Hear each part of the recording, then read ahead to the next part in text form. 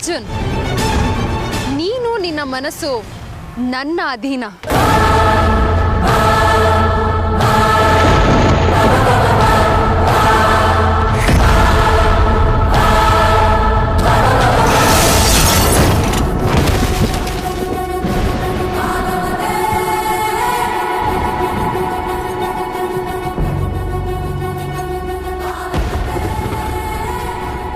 ಅಮೃತ, ಸಮಯ ಸಾಕಷ್ಟು ಕಡಿಮೆ ಇದೆ. ನೀನು ಸಮಯನ ವ್ಯರ್ಥ ಮಾಡೋ ಹಾಗಿಲ್ಲ.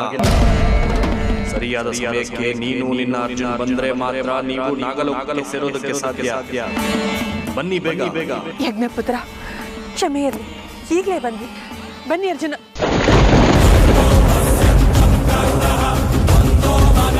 ಅರ್ಜುನ್ ಅವರೇ, ಎಲ್ಲಿ ಹೋಗ್ತಾ ಇದ್ದೀರಾ? ನಿಂತ್ಕೊಳ್ಳಿ.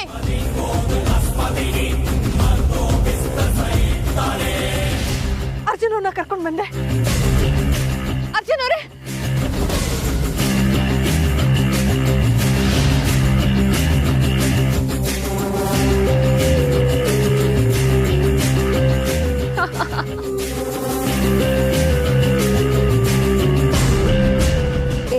ನಾಗಿ ನಿನ್ ಪ್ರಯತ್ನ ಹರಿಯೋ ನೀರಲ್ಲಿ ಹೋಮ ಮಾಡಿದಾಗ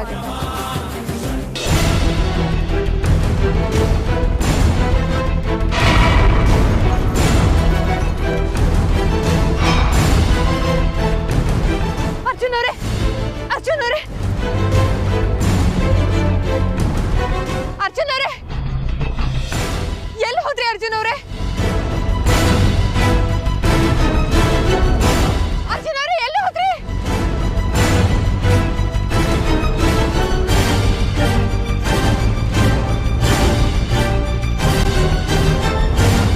ಅಮೃತ, ಇದು ನಿನಗೆ ಕೊನೆ ಎಚ್ಚರಿಕೆ. ನೀನು ಇನ್ನು ಈ ಪುಷ್ಪಕ ವಿಮಾನದಲ್ಲಿ ಬರದೆ ಹೋದ್ರೆ ಇನ್ನ ಯಾವತ್ತೂ ನೀನು ನಾಗಲೋಕನ ಸೇರಲಾರೆ. ಇದೇ ಅಂತಿಮ ಸತ್ಯ.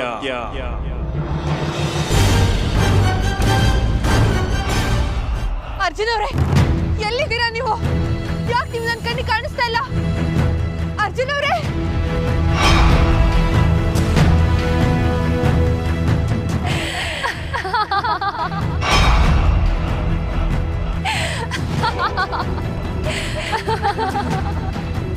ಯಾರದು? ಅದೃಶ್ಯ ರೂಪದಲ್ಲಿ ನಗ್ತಾ ಇರೋದು? ಅರ್ಜುನ್ ಅವರೇ, ನೀವೆಲ್ಲಿದ್ದೀರಾ?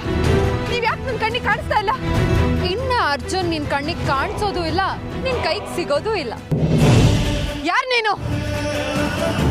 ಯಾಕೆ ನೀನು ನನ್ನ ಅರ್ಜುನ್ ಅವರ ಹಿಂದೆ ಬಿದ್ದಿದ್ಯಾ? ನನಗೂ ನಿನಗೂ ಯಾವ ದ್ವೇಷನೂ ಇಲ್ಲ. ಹೀಗಿರುವಾಗ ನನ್ನಿಂದ ನನ್ನ ಅರ್ಜುನ್ ಅವ್ರನ್ನ ಯಾಕೆ ದೂರ ಮಾಡ್ತಾ ಇದ್ಯಾ?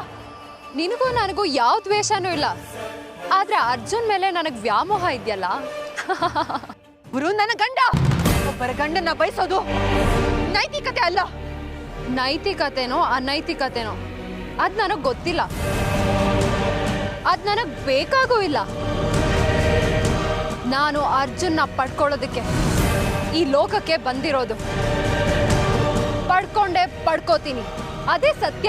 ಆರ್ಭಟಿಸೋ ಅಧರ್ಮ ಒಂದಲ್ಲ ಒಂದು ದಿನ ಅಳಿಲೇಬೇಕು. ನಿನ್ನ ಕಾಗೆ ಗೂಬೆ ಕತೆನ ನನ್ ಮುಂದೆ ಹೇಳೋದಿಕ್ ಬರ್ಬೇಡ. ನಿನ್ನ ನಾನು ಸುಮ್ಮನೆ ಬಿಡೋದಿಲ್ಲ. ಈಗ ನಾನು ನಿನ್ ಕಣ್ ಮುಂದೆನೇ ಇದ್ದೀನಿ, ಆದ್ರೂ ವ್ಯರ್ಥ ಪ್ರಲಾಪ ಮಾಡ್ತಾ ಇದ್ಯಾ. ನಾನ್ ನಿನ್ ಕಣ್ಣಿಗೆ ಕಾಣಿಸೋದೇ ಇಲ್ಲ ಅಂದ್ಮೇಲೆ ನೀನ್ ನನಗ್ ಏನ್ ಮಾಡಕ್ ಸಾಧ್ಯ? ಮಾಡು.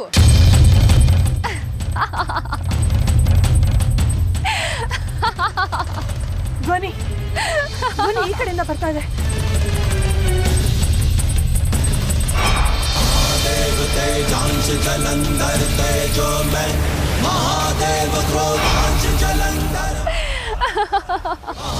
ನೋಡು, ನಿನ್ನ ಕೈ ಮುಗಿತೀನಿ. ನನ್ನ ಅರ್ಜುನ್ ಅವ್ರನ್ನ ನನಗೆ ಬಿಟ್ಕೊಟ್ಬಿಡು. ನಮ್ಮ ಪಾಡಿಗೆ ನಾವು ನಮ್ಮ ಲೋಕನ ಸೇರ್ಕೋತೀವಿ. ಅರ್ಜುನ್ನು ನನ್ನ ಸ್ವತ್ತು. ಅವನು ಜನ್ಮ ತಾಳಿರೋದು ನನಗೋಸ್ಕರ. ಅವನ ಜೊತೆ ನಾನು ನನ್ನ ಲೋಕನ ಸೇರಿ ನಿನ್ನಿಂದ ಶಾಶ್ವತವಾಗಿ ಅವನ್ನ ದೂರ ಮಾಡ್ತೀನಿ. ಇದು ಆ ಬ್ರಹ್ಮ ಬರ್ದಿರೋ ಬರಹ ಅಲ್ಲ, ನಾನ್ ಬರ್ದಿರೋ ಬರಹ.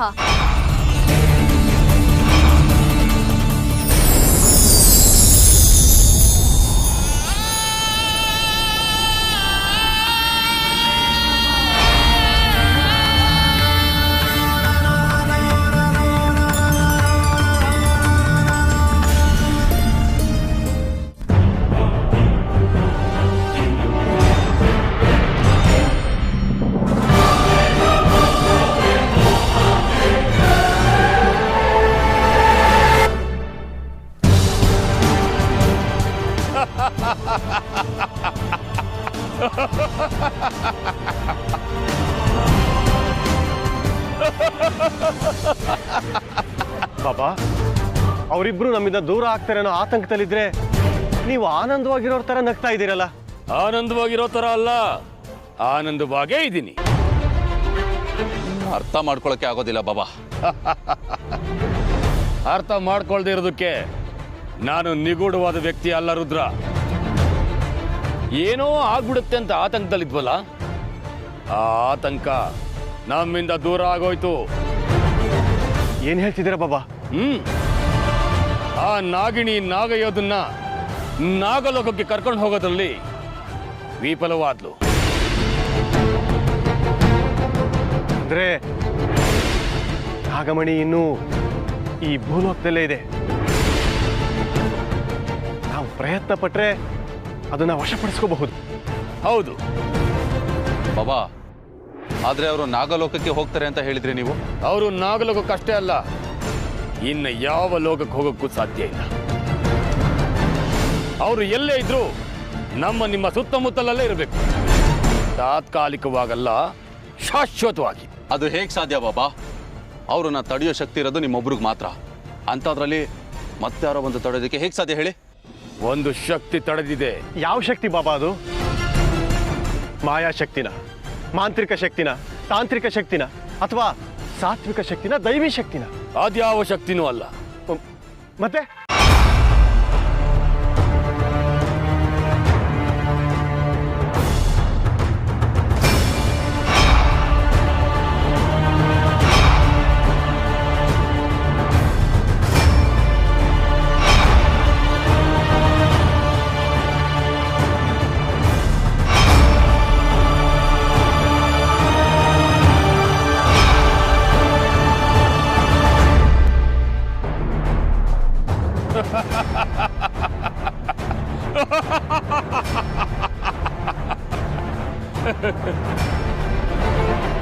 ಅದು ಯಾವ ಶಕ್ತಿ ಅಂತ ಹೇಳಿ ಬಾಬಾ.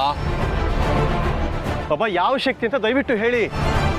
ಮೋಹಕ ಮೋಹಿನಿಯ ಸ್ತ್ರೀ ಶಕ್ತಿ.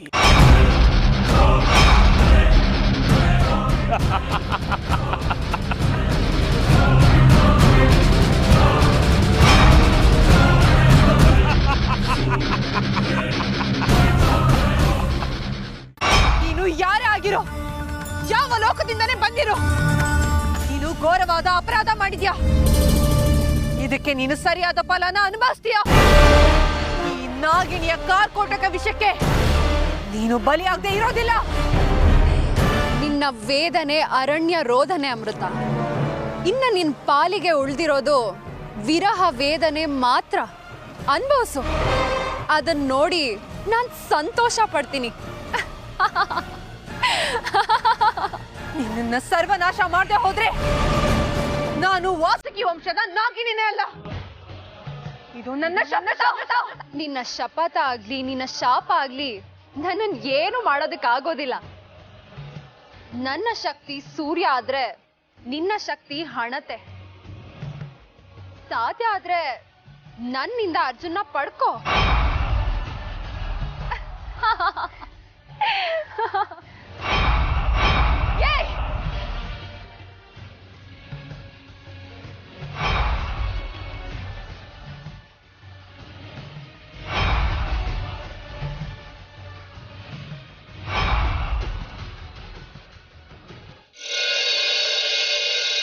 ಹೇಮಾ, ಯಾಕೆ ಈ ರೀತಿ ಒದ್ದಾಡ್ತಿದ್ಯಾ ನೀನು?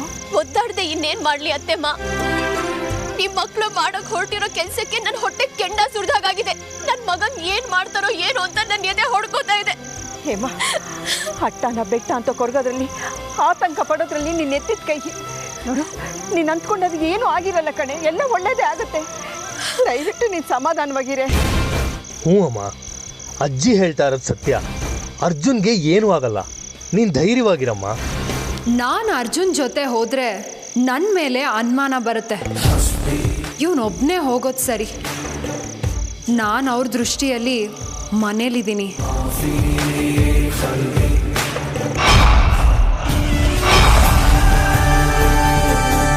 ಅರ್ಜುನ್, ನಾನು ನಿನ್ನ ಜೊತೆಗೆ ಬರೋದಿಲ್ಲ. ನೀನು ನೀನಾಗೆ ಹೋಗಿ ನಿಮ್ಮ ಮನೆಯವರು ಇರೋ ಜಾಗಕ್ಕೆ ಸೇರ್ಕೊ.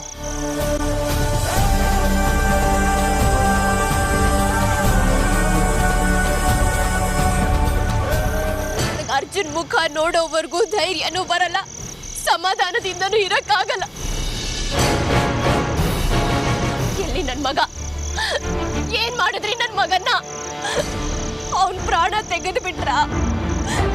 ಸಮಾಧಾನ ಆಯ್ತಾ ನಿಮ್ಗಿವಾಗ? ನನ್ ಪ್ರಾಣನು ತೆಗೆದ್ಬಿಡಿ, ಎಲ್ರ ಪ್ರಾಣನು ತೆಗೆದ್ಬಿಡಿ. ಈ ಲೋಕದಲ್ಲಿ ನೀವಿಬ್ರು ನೆಮ್ಮದಿಯಿಂದ ಇರಿ.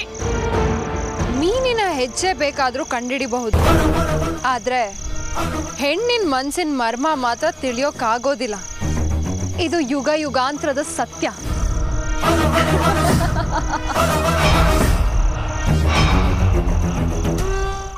ಅರ್ಜುನು ನಮ್ಮ ಕೈಗೆ ಸಿಗ್ಲಿಲ್ಲ. ಅವನನ್ನ ನಾಗಿಣಿ ಎಲ್ಲೋ ಕರ್ಕೊಂಡು ಹೋಗಿದ್ದಾಳೆ ಅನ್ಸತ್ತೆ.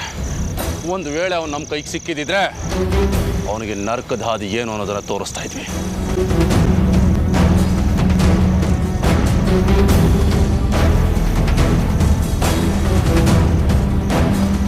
ಅರ್ಜುನ್,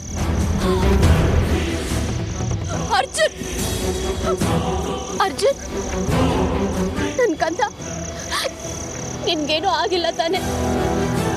ನನಗೇನಾಯ್ತಮ್ಮ? ಅದು ಹೇಮಾ,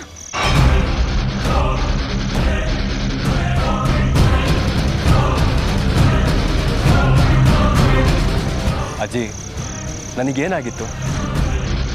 ಯಾಕಮ್ಮ ಹೀಗೆ ಕೇಳ್ತಾ ಇದ್ದಾರೆ? ನಿನ್ಗೇನು ಆಗಿಲ್ಲ ಕಂದ. ನಿಮ್ಮ ಅಮ್ಮನ ಬುದ್ಧಿ ಗೊತ್ತು ತಾನೇ ನಿನಗೆ. ಒಂದು ಕ್ಷಣ ನೀನು ಅವಳ ಕಣ್ಣಿಗೆ ಬೀಳಲಿಲ್ಲ ಅಂದರೆ ಏನೋ ಆಗೋಯ್ತು ಅಂತ ಗಾಬರಿ ಪಡ್ಕೋತಾಳೆ. ಅಮ್ಮ, ನನ್ನ ಮಗುನ ನೋಡಿಲ್ಲ ಅಂತ ಧೈರ್ಯನೂ ಇಲ್ಲ, ಸಮಾಧಾನನೂ ಇಲ್ಲ ಅಂತಿದ್ಯಲ್ಲ, ಇವಾಗ ಸಮಾಧಾನ ಆಯ್ತಾ? ಸರಿ, ಹಾಗಾದ್ರೆ ನಡಿ, ಮಗನ ಕರ್ಕೊಂಡು ಮನೆಗೆ ಹೋಗೋಣ.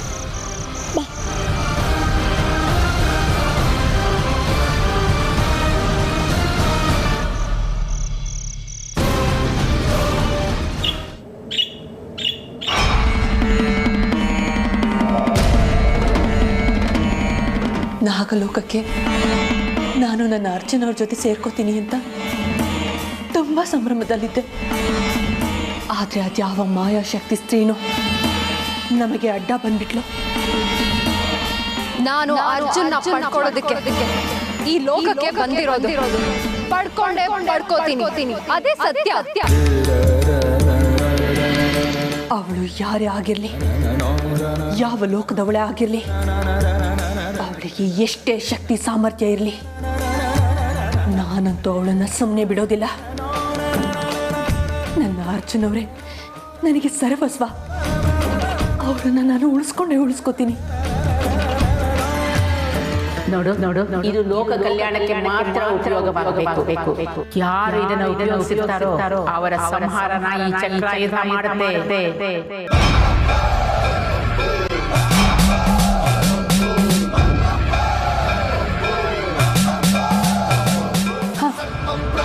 ಆ ಚಕ್ರಾಯುಧದ ಮುಂದೆ ಎಲ್ಲ ಶಕ್ತಿಗಳು ಕ್ಷೀಣ ಆಗುತ್ತೆ. ಅದರ ಸಹಾಯದಿಂದ ನನ್ನ ಅರ್ಜುನ್ ಅವ್ರನ್ನ ಉಳಿಸ್ಕೋತೀನಿ.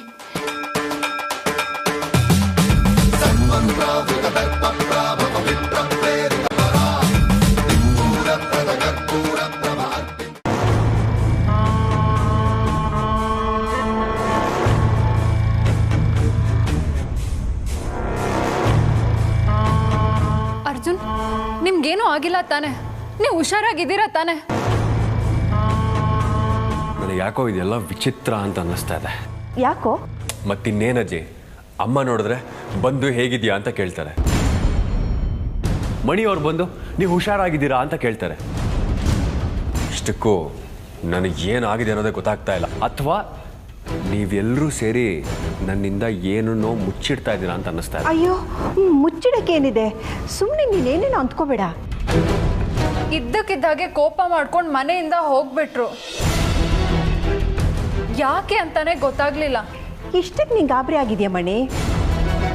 ನೋಡು, ಪ್ರತಿ ವರ್ಷ ನಾಗರ ಪಂಚಮಿನ ಮನೆಯವರೆಲ್ಲ ಸೇರಿ ಆಚರಣೆ ಮಾಡ್ತಿದ್ವಿ.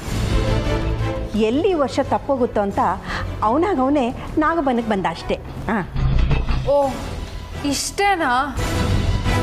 ನಾನು ಏನಾಯ್ತು ಅಂತ ಗಾಬರಿ ಆಗ್ಬಿಟ್ಟಿದ್ದೆ.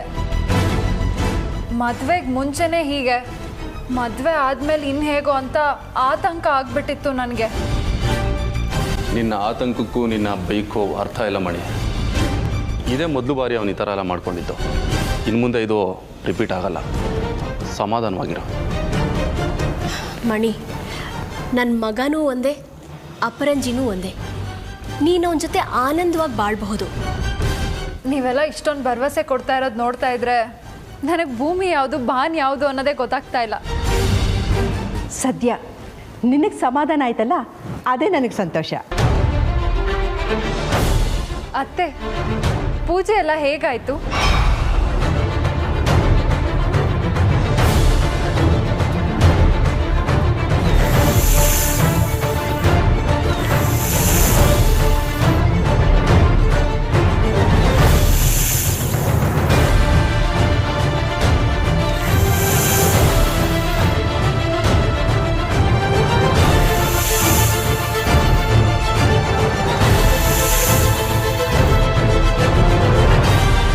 ಹೂನಮ್ಮ, ನಾವು ಅಂದ್ಕೊಂಡಿದ್ದಕ್ಕಿಂತ ಚೆನ್ನಾಗಾಯ್ತು. ಆದರೆ ಏನತ್ತೆ? ನೀನು ಪೂಜೆಗೆ ಬರಲಿಲ್ಲ ಅನ್ನೋದೇ ಕೊರಗು. ಪೂಜೆ ಪುನಸ್ಕಾರದಲ್ಲಿ ಭಾಗವಹಿಸ್ಬೇಕು ಅಂದರೆ ಋಣ ಇರಬೇಕಂತೆ. ಅದು ನನ್ನ ಪಾಲಿಗೆ ಇರಲಿಲ್ಲ ಅನಿಸುತ್ತೆ. ಅದೇ ಸತ್ಯ ಅಲ್ವಾ ಅತ್ತೆ? ಮಣಿ, ನೀನು ನೋಡೋಕೆ ಎಷ್ಟು ಸುಂದರವಾಗಿದೆಯೋ ನಿನ್ನ ಮನಸ್ಸು ಕೂಡ ಅಷ್ಟೇ ಸುಂದರವಾಗಿದೆಯಮ್ಮ. ಮಣಿ, ನಮ್ಮ ಹೇಮನ್ನ ನೀನು ಬಾಯಿ ತುಂಬ ಅತ್ತೆ ಅತ್ತೆ ಅಂತ ಕರಿತಾ ಇದ್ರೆ ನನಗೆ ನಮ್ಮನೆಯವ್ರು ಎಲ್ರಿಗೂ ಎಷ್ಟು ಸಂತೋಷ ಆಗುತ್ತೆ ಗೊತ್ತಾ? ಆ ಖುಷಿನ ಹೇಳ್ಕೊಳಕ್ಕೆ ಸಾಧ್ಯ ಇಲ್ಲ. ನಾನು ಮಾನಸಿಕವಾಗಿ ನಿಮ್ಮ ಮೊಮ್ಮಗನ್ನ ಮದುವೆ ಆಗಿದ್ದೀನಿ ಅಂದಮೇಲೆ ಇವ್ರು ನನಗೆ ಅತ್ತೇನೇ ಅಲ್ವಾ? ಸರಿ ಬಿಡಪ್ಪ. ಮಣಿ, ನಾಳೆ ಬೆಳಗ್ಗೆ ಬೇಗ ರೆಡಿ ಆಗಿಬಿಡು. ಯಾಕತ್ತೆ? ಶಾಸ್ತ್ರಿಗಳ ಹತ್ರ ಹೋಗಿ ಬರೋಣ. ಶಾಸ್ತ್ರಿಗಳ? ಯಾರತ್ತೆ ಅವರು? ಅವರು ನಮ್ಮ ಮನೆ ಹಿತೈಷಿಗಳು. ನಿಮ್ಮ ಮಗನಿಗೆ ಇನ್ನೊಂದು ಮದುವೆ ಮಾಡಿ ಅಂತ ಹೇಳಿದ್ದೆ ಅವರು.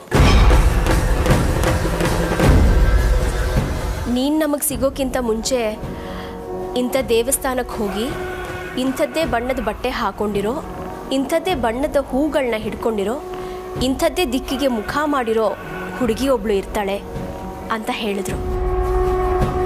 ಹಾಗೆ ನಾವು ದೇವಸ್ಥಾನಕ್ಕೆ ಹೋಗಿ ನೋಡಿದಾಗ ನೀನು ನಮಗೆ ಸಿಕ್ತೆ. ಅಯ್ಯೋ, ಅವನ ರೂಪದಲ್ಲಿ ಬಂದು ಹೇಳಿದ್ದು ನಾನೇ ಅನ್ನೋದು ನಿಮಗೆ ಗೊತ್ತಿಲ್ಲ. ಹೌದಾ ಅತ್ತೆ? ನೀವು ಹೇಳ್ತಾ ಇರೋದನ್ನ ಕೇಳ್ತಾ ಇದ್ರೆ ಅವರು ತ್ರಿಕಾಲ ಜ್ಞಾನಿಗಳು ಅನ್ನಿಸ್ತಾ ಇದೆ. ಅನ್ಸೋದಲ್ಲ, ತ್ರಿಕಾಲ ಜ್ಞಾನಿಗಳೇ ಅವರು. ಹಾಗಾದರೆ ನಾನು ಅವ್ರನ್ನ ನೋಡಲೇಬೇಕು, ನೋಡಿ ಅವ್ರ ಆಶೀರ್ವಾದ ಪಡ್ಕೊಳ್ಳೇಬೇಕು. ನೀವು ಹೇಳ್ದಂಗೆ ಆಶ್ರಮಕ್ಕೆ ಹೋಗೋಣ ಅತ್ತೆ.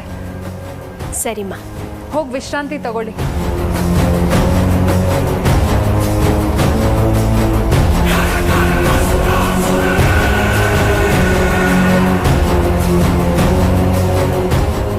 ಏ ಬುಡ್ಬುಡ್ಕೆ ಶಾಸ್ತ್ರಿ, ಈ ಹಿಂದೆ ನನ್ನ ದಾರಿಗೆ ಅಡ್ಡ ಬಂದಿದ್ದೆ ನೀನು. ನಾಳೆ ನಾನು ನೀನು ಮುಖಾಮುಖಿ ಆಗ್ತಾ ಇದ್ದೀವಿ. ನಿನ್ನ ಶಕ್ತಿ ದೊಡ್ಡದಾ, ನನ್ನ ಶಕ್ತಿ ದೊಡ್ಡದಾ ಅನ್ನೋದನ್ನು ನಾನು ನೋಡೇ ಬಿಡ್ತೀನಿ.